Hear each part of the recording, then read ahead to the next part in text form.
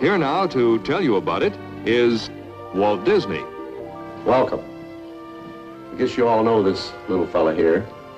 It's an old partnership. Mickey and I started out the first time many, many years ago. We've had a lot of our dreams come true. Now we want you to share with us our latest and greatest dream. One of the great joys of being a parent is getting to share stories with your kid. Storytelling is a uniquely human, transcendent activity, a bonding ritual as old as humanity itself. So when you start to create that bond with your children, you think, which stories do I want to share with them? You think about childhood favorites, which you haven't thought about in years. For me, that included Arnold Lobel's Frog and Toad, James Marshall's George and Martha, and Richard Scarry's Busy Town Stories, among others. But I also started thinking about fairy tales in a way I hadn't before. Traditionally, there's been a canon of fairy tales which most people know, if only by common reference. Jack and the Beanstalk, Rumpelstiltskin, Hansel and Gretel, etc. But I think like most people, I couldn't even specifically remember the first time I heard any of them. It seemed like they were just always known to me from an early age. Thinking more deliberately about my kids' cultural education, I wanted to make sure that all those classics would be part of my kids' childhoods because fairy tales are important.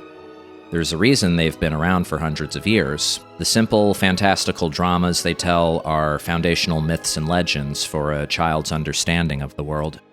They're often funny, but they're just as often scary, and essentially they teach children important truths on a level they can understand.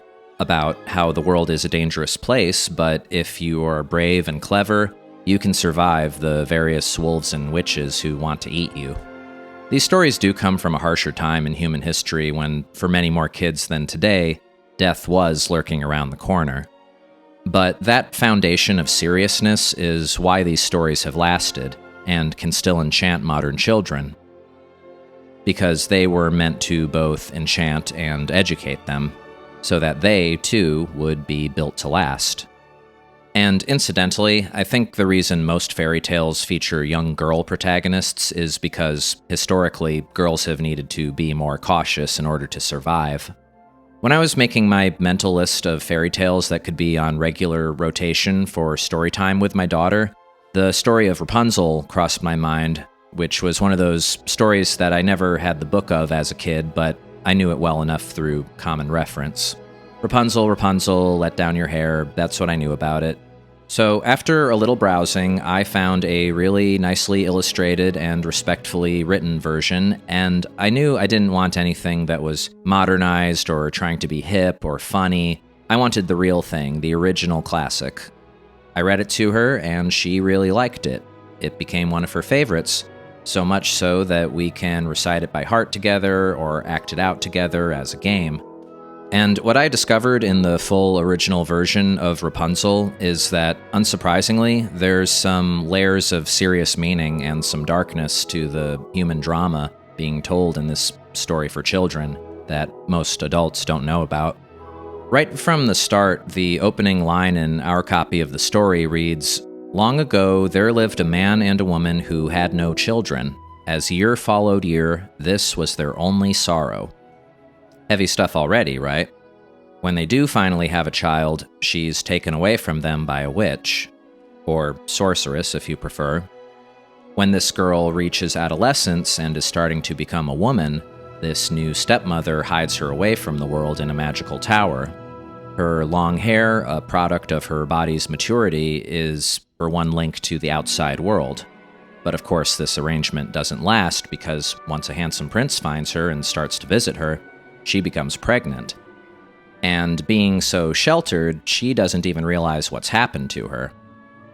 But her stepmother does, and in a fit of rage, she rejects her adopted daughter, shouting, "Oh, you wicked child! I thought I had kept you safe, away from the whole world, but you have betrayed me."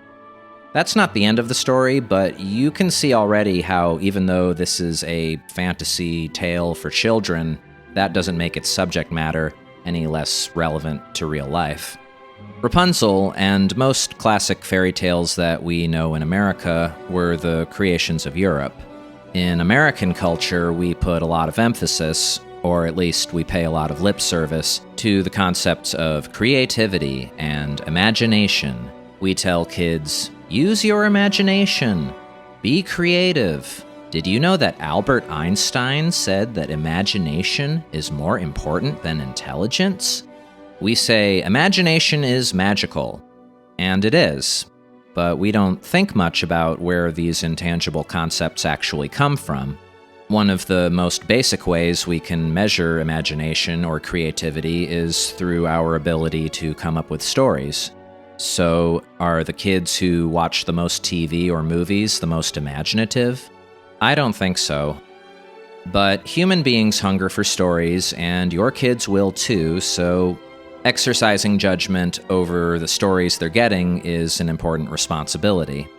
And assuming you are not one of those parents who doesn't care what their kid is being exposed to as long as it shuts them up, you do want the stories they're being given to have some imagination and creativity to them because those are important qualities. The ideal arts and entertainment for children have good morals and messages, but are also imaginative and creative, and crafted with a high level of technical skill. But stuff that meets all of that criteria is harder to come by. It's overwhelming how many choices there are, and one of the reasons there's so much kids' content is because most of it is made with pretty low standards. And it's not like you've got the time to screen everything yourself first. Most parents just want to be able to get the kids' books and movies and whatever else from a source they can trust. And what's America's first name in good, wholesome fun for kids? What's the brand that every American associates with quality, family-friendly fare? Who's the leader of the club that's made for you and me? In the average American's mind for almost 100 years now, Disney is a name that is synonymous with imagination and the magic of imagination. You've probably been hearing that your whole life. I know I have, and I know my boomer parents did too. They were the first generation raised on TV, and Disney was a big part of early television, thanks to the weekly Wonderful World of Disney series, hosted by Walt himself, from 1954 to 1966. In addition to this weekly primetime show, you also had kids coming home to watch Mickey Mouse Club after school, every weekday from 1955 to 1959. The show began with a march and a uniform, which kids were encouraged to wear as they watched. Besides a lot of original programming, they would frequently show their own films from their already vast back catalog. The boomers were really the first generation to have Disney be regularly imprinted on their childhood memories on a weekly basis in their own homes. And every generation since them has raised their kids on Disney to some degree because that's how they were raised. The trust we give Disney when it comes to babysitting our kids is so automatic, we don't even think about it. In Walt's own time, as a man, he became regarded as the foremost authority of children's culture and entertainment. And long after he died, his surname has been a brand synonymous with childhood itself, as surely as the brand name Kleenex is used synonymously for tissue paper. As Disney is the first name in kids' entertainment, the average parent tends to unconsciously categorize all media made for kids as either Disney or non-Disney, with the former being the quality brand, the big name brand. Disney makes the best kids' entertainment. Everybody knows that. Disneyland is the happiest place on Earth. Look at how happy Mickey Mouse is all the time. What? You don't like Mickey Mouse? What are you, a commie? He exists only to make you happy. Do you hate happiness? Now, if you asked a bunch of parents why they implicitly trust Disney to entertain their kids, you wouldn't necessarily hear too many of them say that it's because Disney is the most imaginative entertainment. More likely, it's because the average parent feels reasonably sure that what Disney makes is appropriate for their kids. They don't want their kids exposed to inappropriate sex and violence or stuff that will give them nightmares, and who can blame them? Now, Disney's been around since the 1920s, so of course they've had to change with the times somewhat, meaning that you don't see so much of the scarier or more upsetting things from the company's older films anymore. In whatever their current stuff is, you also won't see things that are now considered socially inappropriate or culturally insensitive, because they're always trying to accommodate and keep up with those moms who say, "Can you believe what they used to show us when we were kids?" The company always wants that castle and Walt's signature to be seen as a parental seal of approval, as they have been for decades. I mean, you try telling your kids' grandparents that you don't want them to buy their grandkids too much Disney stuff. You'll see a wounded sense of intergenerational corporate trust staring right back at you. How did Disney, this man, Walter Elias Disney, accomplish this incredible status of having his name be synonymous with family entertainment? Well, at the very beginning, Disney only made animated cartoons, and they were very popular, in large part because they played so well not just to little kids, but to their moms who were taking them out to the movies. I think this was because both visually and in terms of story, Disney cartoons emphasized cuteness. Lots of cute little animals, lots of cute little babies getting into silly little adventures. And they were inoffensive. Disney hardly ever got complaints about racy content the way that some of the other cartoon studios did. Disney quickly established a reputation for making cartoons that were good for the little ones, and therefore fun for the whole family. Bear in mind, too, that this was at the point in Hollywood's early days when the industry was getting a lot of backlash from the public about how this powerful new form of mass media just had too much sex and violence in it. This led to the creation of a self-censorship code, the Hays Code, in 1933, and it applied to cartoons as well, but like I say, Disney was relatively unaffected. Then, in 1937, a milestone. Disney makes the first feature-length, hand-drawn, animated film, Snow White and the Seven Dwarfs. At the time, this was a very risky business proposition, but Walt knew his audience, and he knew that a classic fairy tale adaptation was a solid choice for a story. Development on the film began not long after they'd had a huge success with their adaptation of a classic fable, The Three Little Pigs, in 1933, which won an Academy Award. Snow White was a phenomenon, and thus a template was set.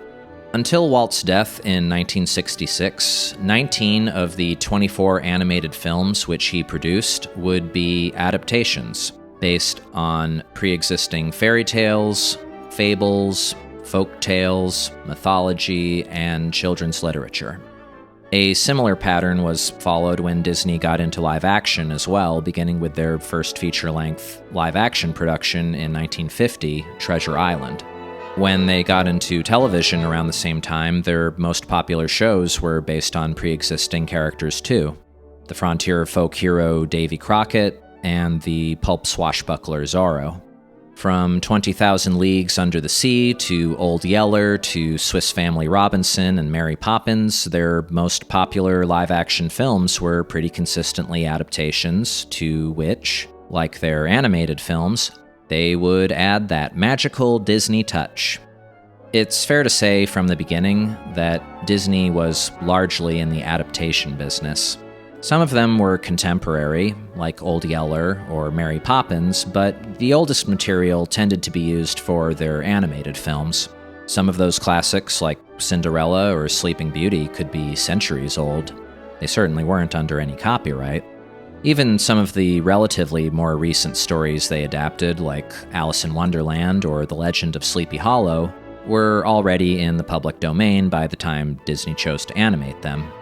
I'm not suggesting that Walt was more drawn to source material that was free, but it was more convenient than having to argue with the author of Mary Poppins about protecting the artistic integrity of her work, for example. It's not like they had to ask Rudyard Kipling for permission to add a swing music soundtrack to the Jungle Book. Now, Walt Disney himself did genuinely like all of these various stories that he put so much time and effort into producing his own versions of. But it's been suggested by more than one Disney biographer that his continual sourcing of classic material for animation was partly due to his insecurity about being taken seriously as an artist. The zenith of his efforts to be taken seriously as an artist actually came pretty early in his filmmaking career with Fantasia. This was a whole animated version of a classical musical concert that was only the studio's third film. This desire to be taken seriously is also why he branched out beyond animation, but that's another subject. And by the way, the ambition to create something like Fantasia is really admirable, and it does help kids get exposed to classical music, but that's a much more direct form of cultural osmosis than his fairy tale and literature adaptations. By focusing so heavily on adaptations of classics, Walt Disney was essentially, inadvertently, creating a parallel canon of children's culture, drawn from all these various sources that could go back literally hundreds of years in origin. And of course, since this strategy had brought so much success while he was still alive, the Walt Disney Company continued the practice of sourcing existing culture for adaptation, all the way to the present day. A century of Disney, as they just recently celebrated. But how much of it is really theirs when at least half of the stories and characters you're looking at here did not originate with them? The company takes the credit, basically, by conflating their versions with the originals in the public mind, or outright replacing the originals. And this was already going on for the majority of the studio's history, even before they started buying up other culture creation companies like Marvel or Lucasfilm or Jim Henson Studios. The irony of Walt's legacy is he adapted so many favorite stories from his own childhood only for his versions of those stories to functionally become the primary versions in most Americans' childhoods after him.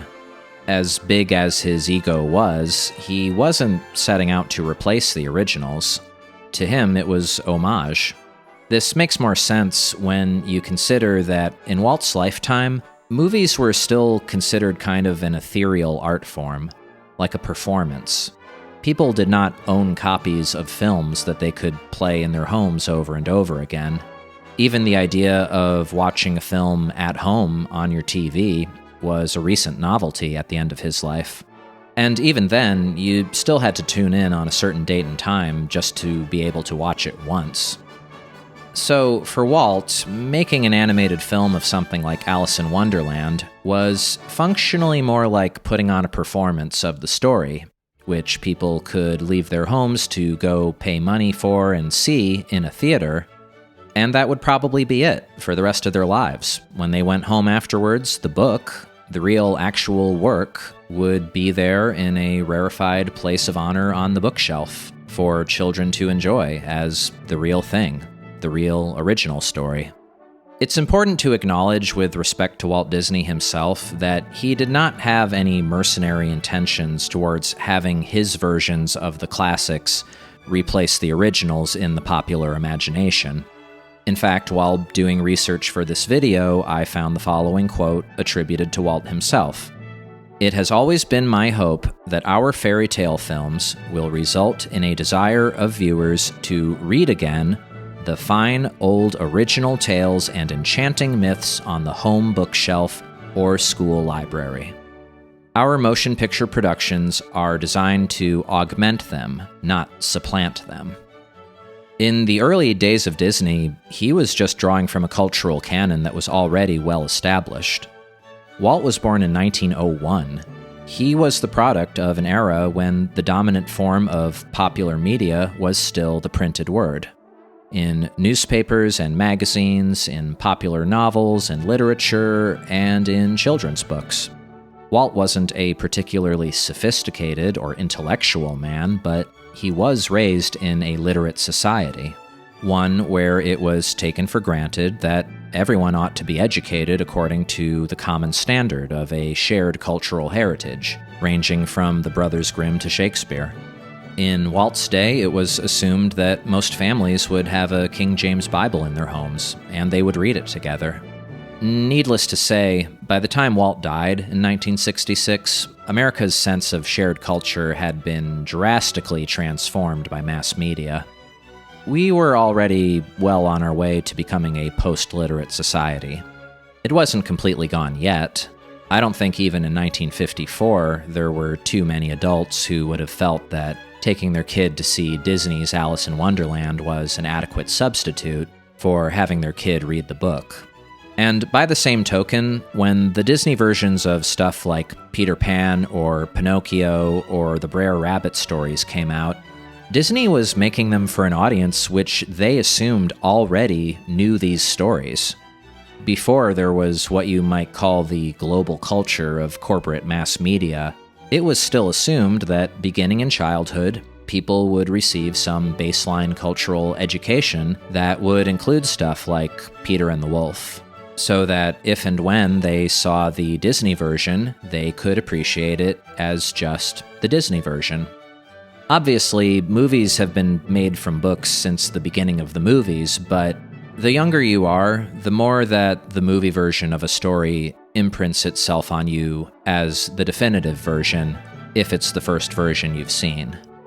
In a literate society, kids and adults alike are more likely to have read, or have had read to them if they're kids, any given story before they see a movie of it. But today, we really are virtually post-literate. When we teach kids to read today, we certainly don't expect the average student to be educated according to a canon of classics.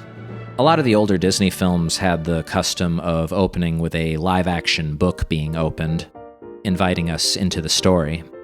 Old Hollywood literary adaptations actually did this a lot, and Disney didn't have to do it, but they did it out of respect. They're acknowledging, this is our tribute to a classic. Parents, kids, if you want the original, it's right up there on that proverbial bookshelf. Kids being kids, they always have a lot less knowledge or awareness of how many movies are based on books or other source material. They just take them at face value. So at least for a while, Disney was letting kids know where their stories came from. The knee-jerk defense of Disney, whenever anyone criticizes the ubiquity of their versions of classic stories in kids' lives, as opposed to the originals, is still, well, the originals haven't gone anywhere, you and your kids can still just read them. And yeah, I'm sure back in the day there were a lot of kids who saw something like Disney's Treasure Island on the Wonderful World of Disney, had their imaginations piqued, and then checked out the book from their local library, like Walt wanted. But how many kids do that now? It's a little different when you can just watch the movie over and over at will on Disney+. These aren't specifically Disney problems, these are post-literate society problems. There's fewer adults reading books too, but when it comes to kids reading fewer books and spending more time in front of screens, Disney just happens to be one of the biggest beneficiaries of that. Now, of course, there's many great and entertaining films based on books, but as anyone who takes the time to read can tell you, even a great movie isn't a substitute for what you get out of the book it's based on. What I don't think people realize is that this is just as true for the simplest of kids' stories. Everyone is reading less overall, but kids kind of suffer the most from that because their minds are still developing. It's actually more important for kids to experience those stories through reading and actual parent-to-child storytelling because that's when your imagination is at its most potent, literally in a transformative psychedelic sense. Movies are a psychedelic immersive experience too, but it's a passive experience. The days and weeks you might spend actively absorbed in a story like The Wind in the Willows, as opposed to watching the half-hour Disney version, That's a rich personal journey into a masterpiece of children's literature. When you watch the movie, all the creative work has already been done for you, with a story that's been simplified and abbreviated so that the very littlest of kids who might be watching can understand it. Like a piece of brightly colored candy, it doesn't require any effort to consume. And when this is a kid's first introduction to a classic, they tend to feel like the original work is too difficult by comparison and not worth the effort. And we're not even talking about complex literature here, we're talking about kids' books. But even a good storybook of something as short and simple as Little Red Riding Hood or Goldilocks and the Three Bears with a handful of illustrations, this engages your kid's imagination more than having every aspect visualized, put into motion, and voiced by actors for them. To the parent who says, well, they're still the same basic stories, at least my kid is getting some version of them, I don't know what to tell you. Disney's high position in our culture is considered so unimpeachable that, unconsciously, their version of any story is always commonly assumed to be the best possible version of that story. That is because both Walt and the Walt Disney Company, after he passed on, successfully sold and continue to sell the Disney name as the pinnacle of children's entertainment. And after so many years of the company following Walt's example of adapting classic material from the past, our collective cultural inheritance has largely become an inheritance of Disney versions, if only because they're easier to watch than to read. And if you are a parent who wants to get a storybook of Winnie the Pooh or Beauty and the Beast, well, what do you think are going to be the most commonly available versions? At any used bookstore, there's about 10 times as many Disney books for every non-Disney book when it comes to stories that they own a version of. Often it's decades worth of tie-in books that have been in circulation. And if you're shopping online, the Disney versions are certainly going to be prominently displayed right next to the originals. The company got into this game early on with their entries in the Little Golden Books series, which, back in the old days, at least had high standards for illustrations. But then, as now, these Disney books are just truncated versions of the movies, which were truncated versions of the original stories to begin with. Functionally, they're not so much books as advertisements for the movies, and for the Disney brand in general. There's a snowball effect to all of this over the past century because from Snow White onwards, once Disney produces their own version of a classic story, or a classic character like Snow White, they never really go away. They're kept around in the public consciousness as part of the company brand through merchandise and promotion and, of course, re-releases. Disney had at least as much of a genius for marketing as he did for film and animation producing. Whenever he made a new film, for example, it was immediately advertised as a quote-unquote masterpiece, or a classic, something the company still does to this day. For over 50 years, Walt Disney has turned classic stories into classic animated motion pictures. Now the tradition continues as one of the world's greatest stories becomes the newest Disney motion picture classic. It's a cheap trick, but it works. This parallel canon of children's classics, which Disney created over a long period of time, and which eventually came to replace the originals in a post-literate society, based on Walt's quote about the importance of reading, I really don't think he would have approved of this cultural takeover which his company came to represent. But I do think the modern shareholders of the Walt Disney Company are perfectly fine, to the extent they even think about it, with the idea of millions of children preferring the Disney versions of classic characters and stories to the originals. The size, scope, and influence of the company has essentially made them the arbiters of all this cultural heritage. So much of it was up for grabs being in the public domain, and they grabbed it. This is the real secret behind Disney's longevity. This is what turned Disney, the company, from merely a film studio into a trillion-dollar corporation. The fact that their target audience is literally every child on Earth. The company's mission is to initiate every child into the Disney conception of childhood.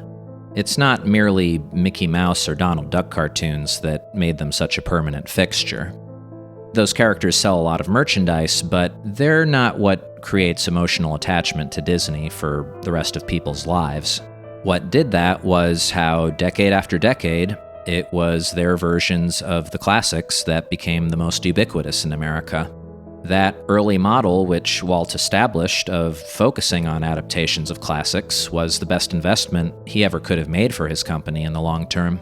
And that's because, effectively, these were less adaptations than acquisitions. Take The Little Mermaid, for example. Whatever you think of the Disney film, and I admit it has its charm, suffice to say, it's completely replaced the original Hans Christian Andersen story in people's collective consciousness. Again, in a post-literate culture, how many kids are being read Hans Christian Andersen stories? You could say the same thing about The Snow Queen being replaced by Frozen. When Disney goes back to those older sources, I think they know, as Walt did, that as long as they don't modernize it too much, it's always a smart investment to continue building up their library with stuff that's already withstood the test of time. The Many Adventures of Winnie the Pooh, for example, was made in 1977 and based on the children's book from 1926. The film pretty much plays the same to a kid watching it today as it would have 50 years ago. And in the 50 years since that movie, Winnie the Pooh has become another one of those characters who's functionally a Disney character now because he's been franchised and merchandised so much beyond that initial adaptation. Another example of that would be a title like 101 Dalmatians, because while Winnie the Pooh already had some history behind it, the book that Dalmatians was based on had only come out a few years before the film, so it was overshadowed almost immediately. A few sequels, TV series, remakes, and spin-offs later, and the status of the original has been totally subsumed. The pre-Disney roots are severed, and the post-Disney franchise version becomes self-contained. Recently, this process has entered a whole new phase where Disney remakes its own animated adaptations in live action, separating it even further from the source material. The power of those original stories, the magic of them, that becomes Disney's magic in so many children's minds. Maybe this is partly due to how Disney uses the word magic as often as possible in their marketing, like they own the idea. And because this steady, continual cultural accumulation has built up such a vast library for Disney, even the stuff that doesn't catch on right away still gets kept around for decades until they see a return on it. Like Sleeping Beauty, for example, was actually considered a financial disappointment upon its release, but they've kept it in circulation long enough that all this time later, they're still merchandising and franchising the characters. Just in the past decade, there were 2 spin-off films based on Maleficent. They never let an IP, or intellectual property, go to waste. And their empire is based on turning all of human artistic achievement into Disney IPs. When you wish upon a side of beef, soon will come an end to all your grief. But if you've been mean or kinda bad, I will knock out all your teeth.